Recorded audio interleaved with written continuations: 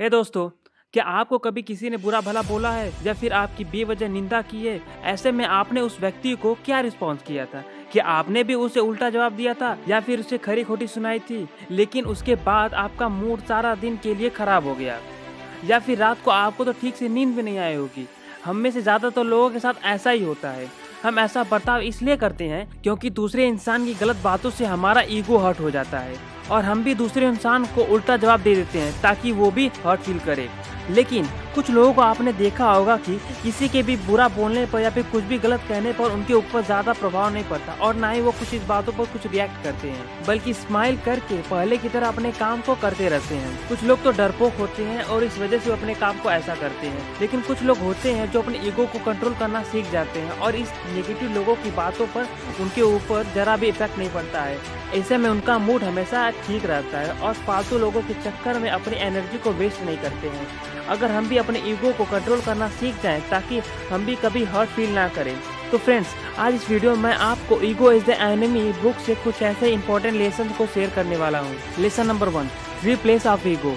कोई भी इंसान अपनी जिंदगी में हमेशा 3 ही स्टेज में रहता है। पहला है एस्पायर, दूसरा सक्सेस और तीसरा है फेलियर। हम हमेशा कुछ न कुछ पाने की कोशिश करते रहते हैं और ऐसा हम अपने ईगो को सेटिस्फाई करने के लिए करते हैं। इसी को हम एस्पायर बोलते हैं। कुछ कामों में हमें सफलता मिल जाती है जिस वजह से हमारे अंदर ईगो आ जाता है, और जबकि इसकी दूसरी तरफ कुछ कामों में अगर सफलता हमें नहीं मिलती है, इस वजह से हमारा ईगो हर्ट हो जाता है। हम जो भी कोई गोल पाने की कोशिश करते हैं तो उसके पीछे हमारा ईगो का ही रोल होता है।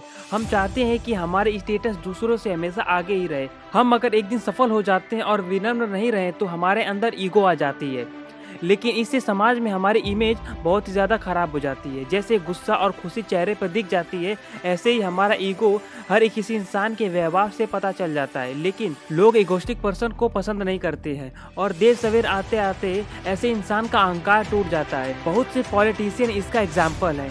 एक बार सत्ता पाने के बाद वे सोचते हैं कि वे ही सबसे बड़े हैं, फिर वे किसी भी जनता के बीच में नहीं जाते और वे सोचते हैं कि अब वे लोग उनके गुलाम हैं। लेकिन जनता सब कुछ देख और सुन रही होती है।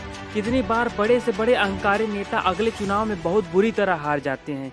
कितना अच्छा होगा ना अगर ऐसा नेता विनम्र रहे और सबके साथ अच्छा व्यवहार करे, लोगों की बातों को सुने, उनकी समस्याओं को हल करे। तो ऐसे में सब लोग उससे ही हर बार वोट देंगे। इसलिए सफलता मिलने के बाद आपको अहंकारी नहीं होना चाहिए। इसी तरह जब हम फेल हो जाते हैं तो हमारे ईगो को ठेस पहुंचती है। हम सोचते हैं कि हम बहुत बड़े वीआईपी हैं और असफलता अपने ईगो पर ले लेते हैं। जब कोई इंसान असफल हो जाता है तो अपनी बेइज्जती समझता है। वह सोचता है कि सब लोग उसका मजाक उड़ा रहे हैं, लेकिन दोस्तों ऐसा असल में नहीं होता है। कभी यह नहीं सोचें कि सब लोग हमें ही देख रहे हैं। सच बताऊं तो किसी के पास अपने लिए ही इतना समय नहीं है। सबके अपने दुखड़े हैं, सबकी अपनी परेशानियां हैं, सब अपने कामों में ही बिजी रहते हैं। कोई कुछ बोलेगा भी तो 2 मिनट के लिए, फिर सब भूल भाल कर अपने कामों में ही लग जाएंगे।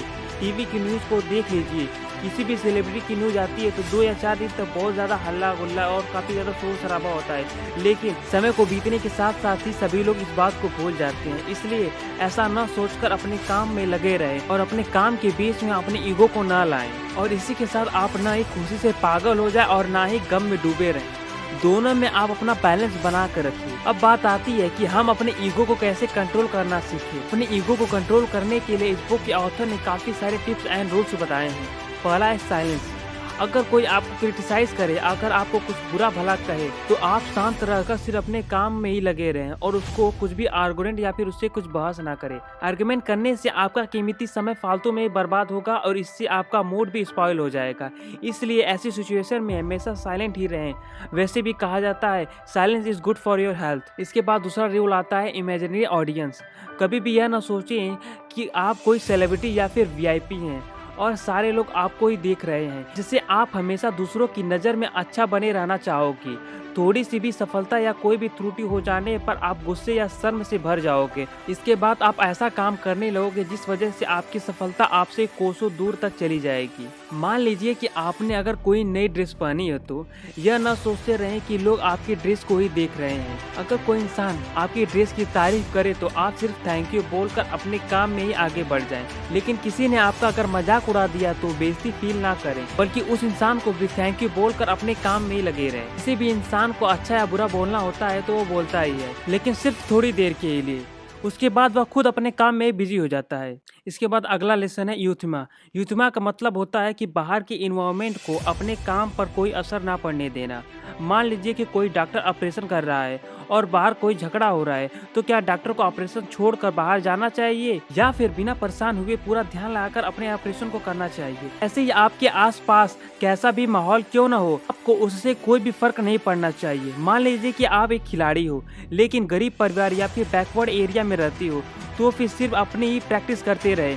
अगर भाग कोसते रहोगे तो कुछ भी नहीं मिलेगा, लेकिन प्रैक्टिस अगर करती रहोगी तो कोई न कोई सफलता आपको जरूर मिलेगी। यूथिमा की जो अप्रोच है वो हर फील्ड में लगाई जा सकती है। इसके बाद अगला स्टेप आता है ह्यूमैनिटी। आप कितने भी बड़े इंसान क्यों न बन जाए, आप हमेशा शांत और विनम्र बने रहिए। दूसरों के हमेशा आप काम में आइए और इस वजह से आप हमेशा आगे बढ़ते ही रहेंगे। तो फ्रेंड्स, आज की वीडियो आपको जरा भी हेल्पफुल लगी है तो इस वीडियो को लाइक करना और इसी तरह के और वीडियोस को देखने के लिए हमारे चैनल को सब्सक्राइब करना। तो मिलते हैं किसी और नए इंटरेस्टिंग वीडियो में, तब तक के लिए धन्यवाद।